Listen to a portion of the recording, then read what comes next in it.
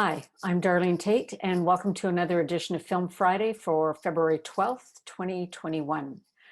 After the news, we're going to head over to Malahat to chat with Matt Haley, president of Cinecentral, and Zachary Tannar, filmmaker and founder of Cinecentral, about what is happening in the film world a bit north of us.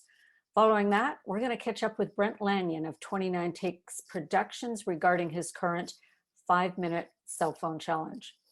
Some of the big news this week came from Netflix CEO Ted Sarandos, who announced that Netflix was looking to open offices in Canada so that they can be closer to Canadian content creators and more easily build relationships and field pitches.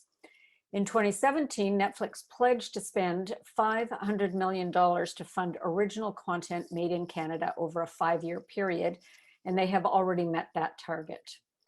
According to Sarandos, they are looking at both Toronto and Vancouver because of the production levels in those cities, but no decision has yet been made, and they hope to announce their content executive very soon. A little bit closer to home, now that Scaredy Cats is wrapped, if there are any crew wanting to continue working, please make sure you are registered with your skills on the Film Commission website with the link down below. For filmmakers looking for funding opportunities, please make sure you visit Telefilm, links below, for their new production program guidelines. They're holding webinars the week of February 15th to go over the new changes. They've got several funding streams that open February 23rd with various closing dates. Please visit telefilm.ca, or below is a reduced link directly to their funding page. Bell Fund has their first deadline, April 26th, for their short form digital series. Please visit bellfund.ca, or again, the reduced link below. Harold Greenberg Fund, through Bell Media, has a closing date of March 24th, 2021 for their Shorts to Features program. This involves short scripts of under 10 pages, and for those who have never been attached to a feature film yet, that's either writer, director, or producer. You must also submit a feature script that relates creatively to the short. You can go to bellmedia.ca or to the reduced link below. In the independent world, Cinevic is launching a podcast, and they would like to have one of their current members be the host of the podcast. Please check out Cinevic's page on Facebook, and I will put up the graphic that you can keep an eye open for. The deadline to get your details into Cinevic is February 16th, so you don't have long if you think you may be the next Cinevic, the first Cinevic podcast host. Now, please stay tuned, and we will just head over to Malahat. So welcome, Matt. It's nice to finally kind of meet you. Thanks for having me. It's really great to be here. So I've been following your feed on social media, and you seem to have a lot of interesting things going on. You have, I think your last film, correct me if I'm wrong, was The Settler? Yes, that was my last short film that I did pre-COVID. Pre-COVID, and it looks like you're getting all kinds of, I love a poster with lots of laurels on it, so you've got a healthy looking poster. Thank you. Yeah, it's we've been having some success. It's really been paying off, and I'm just really happy for the cast and crew that were a part of it. Yeah, great. Well, now in taking a look at some of your information, you are a graduate of Vancouver Film School? A graduate? No. Actually, I was kicked out of film school. Oh, there's got to be a story here, Matt. Yeah, there is. I got out of the military after about a decade of service, and it came with a lot of baggage. I went right into film school, and I just wasn't ready for it. I brought some substance abuse along with me, and it was for the best. They're very wonderful. They're still very supportive. I got out of film school. I went into treatment, got my life back, turned it all around, and been making films ever since. And so filmmaking, storytelling, how does that connect with that experience, pre-film school and film school? Um, Is it therapeutic for you or? yeah, I do like writing about what I know. So some of my, my military and combat kind of films are probably a little bit more well written than my other stuff. But since I've gotten into like a life of recovery and mental health awareness, a lot of my writing has gone towards that focus. So I like to really focus on, just putting my word out there and helping people as much as I can through my experiences in writing. Wonderful. Now so were you in film school? I mean, I've seen your work, so you obviously were there long enough, and or either that or you had an already understanding of the whole process. Was that something you learned through film school or been picking it up over the years? I did about half the course of film school before I decided to, work on myself. But I've been writing since I was about 16, 17. I wrote my first feature-length script when I was 17. Mhm. And throughout my military career, I was always writing and always had plans of doing the film thing. Um, yeah, it just kind of that was just the road that my life took, kind of thing. So um, yeah. And then you moved over to Nanaimo. That's where home is now. Is it Nanaimo? Yes, I was born and raised in Victoria, and then I moved all around the world with the military, and Nanaimo is kind of where I ended up. I didn't think this is where I'd be making films, but this is Mhm. where I ended up. And it seems like you have found your film community up there. Yeah, it's one of the reasons I stayed. I did not think that Nanaimo had a film community. I always thought I had to go to Victoria or Vancouver for that. Um, but I was pleasantly surprised, and there's tons of wonderful filmmakers and actors up here.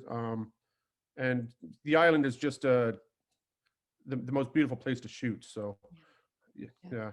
I couldn't agree more. And I've had a great opportunity to work with a lot of the actors up there and filmmakers. And we are very fortunate on the island to really have access to a lot of great homegrown talent. So now I'm curious, your next undertaking, if I'm reading your social media accurately, is the Gladiolus Blossom.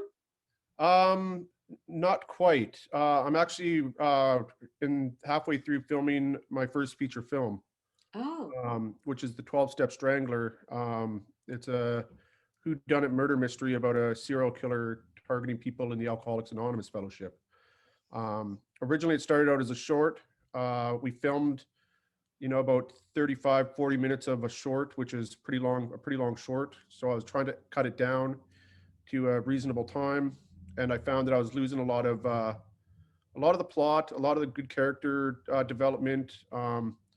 So I just got the whole team together, and over COVID, we're doing these Zoom meetings, and we just decided that it'd probably easier for us to get to 90 minutes than it would for us to get to 20 minutes. So over the holidays, I've been writing new scenes, letting the actors develop their characters, and we're a couple weekends out from wrapping our first feature film, which is pretty exciting. It's something I don't think is the way we're doing it anyway, is something I don't think has ever been done on the island before. And it's one of the hardest undertakings I've had to do in regards to writing and producing, just kind of seamlessly fitting these scenes into a film that we've already shot. Um, it's ambitious, but we're really excited about the product we have so far. you're liking what you're seeing coming out of the other end of the camera. Yeah, very much, very much. It's very artistic. We're I've learned a lot in the last 2 years of just doing short films and picking the brains of all these amazing filmmakers that have come before me, and I'm learning with every time I turn the camera on. We're learning something new. So Great. Well, we look forward to seeing that. And so what's the big dream, Matt? Where are you 5 years from now? um, 5 years from now, I hope I'm making feature films on the island. Just putting work and my vision kind of into our communities, and just kind of doing what I love. I have about 9 feature-length films written that I want to eventually shoot one day. Wow. Um, yeah, I'm going to finish this film, I think in March, maybe summertime, June. We're going to shoot the gladiolus blossoms. And then from there, I mean, it's open for whatever, really. Well, it sounds like you are pretty committed to this way of life, filmmakers' way of life. So we wish you a lot of success. And before I let you go, how do people kind of stay current with what's going on with Matt Haley? I have a Instagram account, my Haley House Productions Instagram account. Haley House That's Productions. Haley House Productions. Okay, we will run it on a banner down here. Okay, and that's Excellent. Instagram. Yes, and we have HaleyHouseProductions.net, which is a slightly out of date website that we have, but it's And got are some. you open to accepting new friends through Facebook? Yes, definitely. Okay, so I'll put your links down below, and if people want to get in touch and follow and see what's up with your next films, and keep us advised, let us know what's going on, what's coming up next. I follow your social media news feed, so when you're getting new awards and have scheduled screenings and things like that, then I'll be able to mention them. So I just want to thank you for taking the time today, and best of luck with the one you're shooting, and then Gladiolus Blossom following that. It sounds like you're up to some exciting things. Thank you very much. I really appreciate it. Okay. Thanks to see you. Nice to see you. Thanks, Matt. Thank you. So welcome very much, Zachary. I'm so excited that you are joining us today. I've been hearing your name around film circles for many years, and this is the first time we've actually met. Oh, thanks for having me, Darlene. I've similarly, again, been hearing your name a lot. I think we've both been very influential in our like our communities, you being Victoria, me in Nanaimo, but we do have a bit of a road. We have the Malahat between us, so I think that's kind of been a bit of a block. Yes, that is a bit of a block, but I love what you're doing up there, because I think you and Cinecentral is your organization, is that correct? So That's you correct. and Cinecentral, I think, are really fundamental to the film community north of us. I think you have created that community, and I'm sure there's a lot of filmmakers up there are very grateful for all you have put into that. So I know that as an organization, you've got some facilities and you are supportive and run several different types of film challenges. What is your fundamental goal in the operation of Cinecentral? The fundamental goal goes back to why I started it in the first place, and that was to find other filmmakers to make movies with. Because yeah, before Cinecentral, and before we were called Cinecentral, we were Hub City Cinema. Yeah. Before Cinecentral, Hub City Cinema was a thing, there was nothing in our area where filmmakers could really go to meet. We did have a film festival called the Vancouver Island Short Film Festival, which was once a year, but I never felt meeting other filmmakers once a year was enough. I felt like it's kind of like if you want to really build strong bonds and relationships with people, you need to see them at least like once a month or even preferably once a week. So that's why I was like, it started off with just like, hey, let's meet up for coffee at like Sears Coffee or Starbucks. And slowly it just grew into like, well, we can do more than just meet for coffee. Let's start reading our scripts. Let's start bringing in professionals to do talks. So yeah, that's why I created it. And that's why we keep doing what we do, is to allow filmmakers to meet each other, create those bonds, make movies. Great. Now, and aside from that, you yourself are a filmmaker now, and that is, if I'm reading your social media correctly, that is a full-time occupation for you, is it, filmmaking? It's not exactly filmmaking, commercial videography, so Right. making commercials for local businesses. Most recently, I did a job for what's called the Island Crisis Care Society. They help with housing the homeless. I did 4 videos for them. Back in November, I was doing videos for real estate agents, and also I had a pretty nice job with the Canada Oceans and Fisheries. I got to go to Tofino for that job. That was a lot of fun. And yeah, so that's what helps me pay the bills, is doing that kind of work. And then while I'm doing that, I'm also working on my own little projects on the side, with the intention that, someday in the future, I would love to, tackle doing a feature film myself. And then if it'd be nice to have a career in the Yeah, film industry.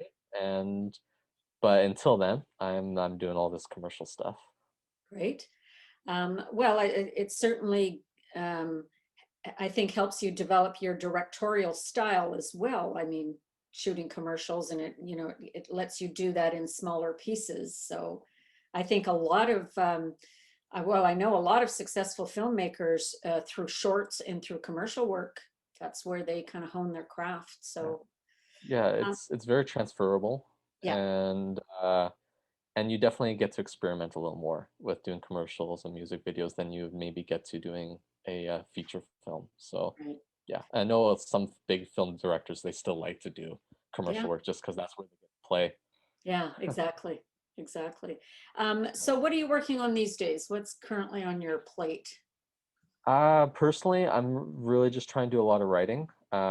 Not doing a lot of shooting, although I do have a little secret project that I'm hoping to come out in a couple weeks. Very different kind of project. I don't want to say too much because the more I say, the more I'll give away. Uh, Again, it's something that I've never done before. It's something that most filmmakers don't do, but there's this one YouTuber who I really enjoy watching. He does this kind of stuff. It's like, okay, there's just yeah, so I have got that project coming out. I'm hoping by the end of this month, or early March. So Great. yeah, And this is Zachary Tannar as opposed to a yes, Cinecentral project. Great. that's right. Yeah. Um, Now, and back to, oh, now I just finished talking with Matt Haley as well. Mhm. So it's been interesting following his kind of traction in the film community since he moved there. And it sounds like he has found a home at Cinecentral as well. So Mhm. I think that's exciting to me when a filmmaker can land in a place and find a home, that there is a home for them to go to. So congratulations for doing that. I think you've created a home for all kinds of filmmakers up in that region. So, and speaking of Cinecentral, so it sounds like you have an event coming up, actually one that I may be interested in attending myself, a screenwriting and film production. Can you tell us a little Mhm. bit about that workshop? Honestly, not really. Matt would have been a better person to ask about that. Okay. Because I am giving, so this is where we get into maybe a big reveal, but been slowly giving other people more jobs to do, and one of those things was events. So we now have Arpin Judge, who's in charge of organizing our educational events, Mhm. and then Matt is now the president, and I am slowly um, giving myself less stuff to do, Yeah. so that I am eventually this year going to be actually stepping away from Cinecentral to focus on my own work. So Okay. that is something, yeah. Yeah, So yeah, good. Okay. Well, then let's hope there are exciting things ahead for you then. And I it think sounds so. like with maybe a feature film in the works at some point. I'm thinking 2 years from now, fingers crossed. Like, Great. yeah. Anything you'd like us to know about Zachary or Cinecentral before we wrap this up? Um, Cinecentral again has a lot still going for it. And we have a really exciting announcement that will be coming up regarding a grant that we received that will help other filmmakers make movies. So Great. I don't want to get into too much details about that, but again, that was a project that was instigated by both Matt and also our new Vice President Todd Jones. Great. So again, there's definitely a lot of great energy there. We have people like Brian E. Dixon, who's helping us with getting more funding, and yeah, there's a great team there that's going to keep things moving along, and there's going to be a lot more exciting stuff for the community on the island because of what they're doing. Okay. As for myself, I just, hopefully people keep on tuning in on what I'm starting to do personally. If anyone wants any videos for their businesses, call me up. Great. And yeah, I do have a newsletter now. So for if anyone's interested in staying, like if I'm personally have a troubles with social media nowadays. I don't like the Facebook and Instagram algorithms.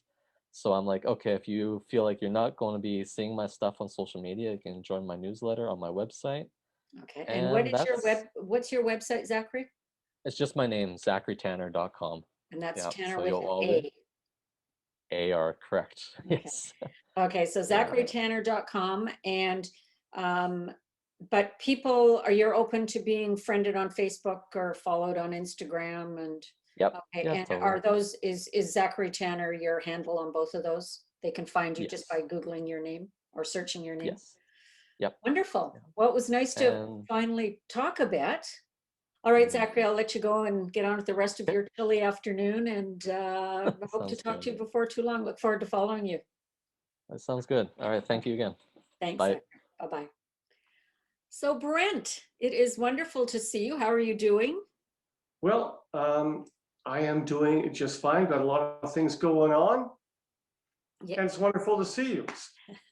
Well, I wanted to bring you on today because I wanted everybody to learn a little bit more about your 5-minute cell phone challenge. Now, give us the history on that. When did that start?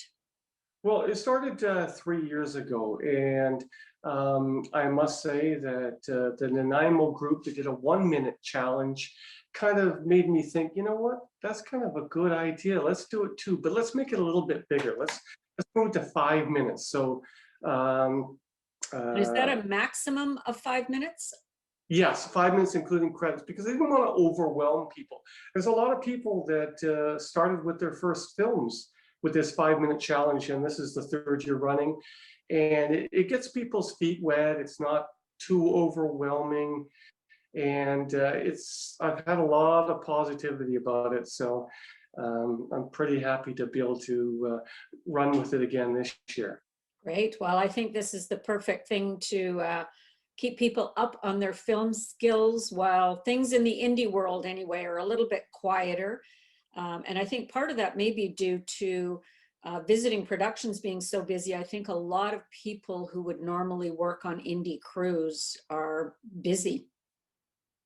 Yeah, I would agree. I think that this also the COVID has affected it, and we've been very, very careful with this 5-minute challenge to make sure our filmmakers are being COVID safe.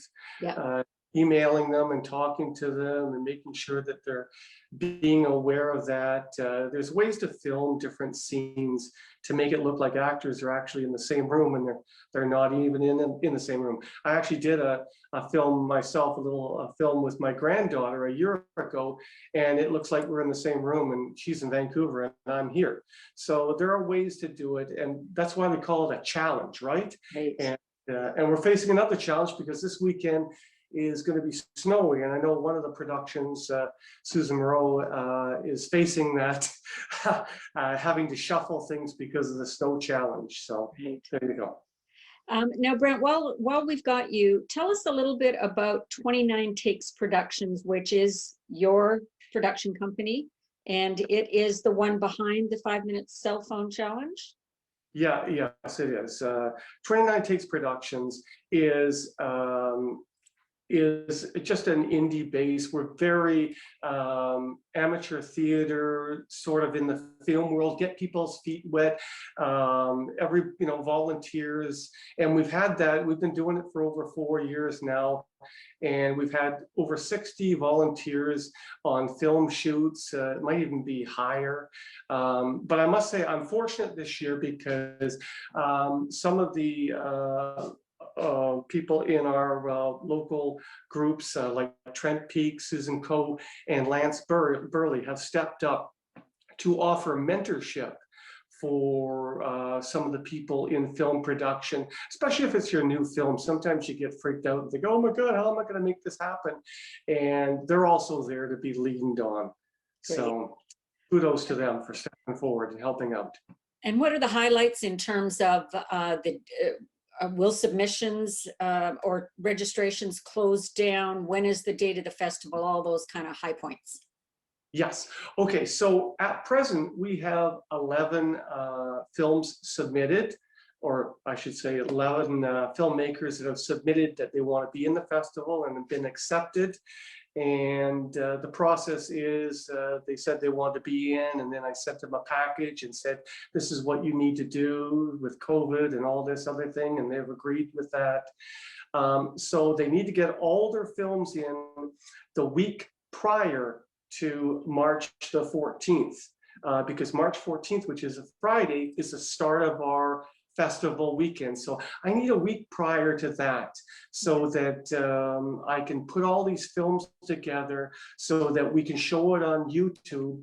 And for those people working, etc., or can only spend 10 minutes on it, they can come back to their YouTube channel and see the rest of the festival. There's no huge rush. They can pick it up where they left off. And after the festival is over, the films will be distributed back to the people, and they can choose to do with it as they wish. Well, we've had the poster up on the screen since I asked you the question. So I think people are able to find you on Facebook under 29 Takes Productions. Is that correct? That's correct. They can message me there. You know, you still can apply to make a film. It's going to be tight for you, but you know, get in there. And sometimes you think it's daunting, but you know, getting your first film, just doing it, you could do a soliloquy. You could do, you know, there's lots of things you can do to make it your first film, and then you've done it. You know. Yeah, well, and maybe this snow will actually present some new storyline opportunities for people. Great. Well, thank you, Brent. Now, before we close off, so once the film festival, the 5-Minute Cell Phone Challenge Festival happens, what's next for 29 Takes? Well, 29 Takes Productions is always open for different ideas from people. You know, I've actually had Lori MP submit a script to me, and we may end up doing that one. It's a quick script, and it's a continuation of another film we did, Two Brothers, One Sister, for an Nanaimo festival. So we're keeping it keeping busy and always open to collaboration and working together with our wonderful filmmakers here in the Victoria and Vancouver Island region. Wonderful.